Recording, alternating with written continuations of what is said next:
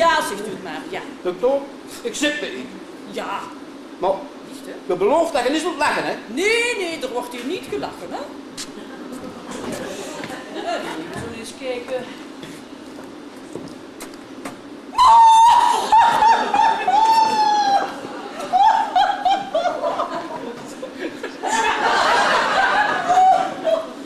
Oh, excusez-moi, vraiment, excuseer-me.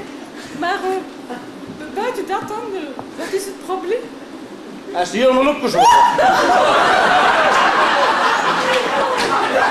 Excuseer, echt waar, excuseer me, hè, maar... En hij is helemaal oranje. En wat doet u voor werk? Ik sta aan een dop. En zo, en wat doet u dan de godganse dag, hè?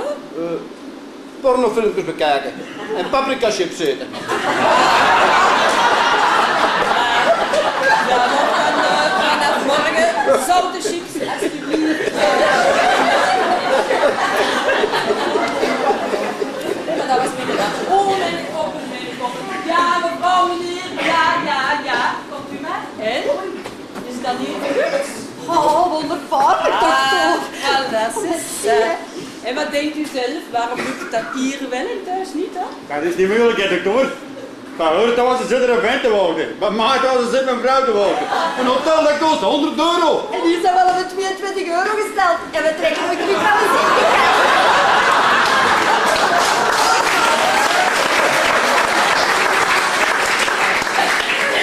Ja, mevrouw Van Dam, u hebt uw broekje al teruggevonden.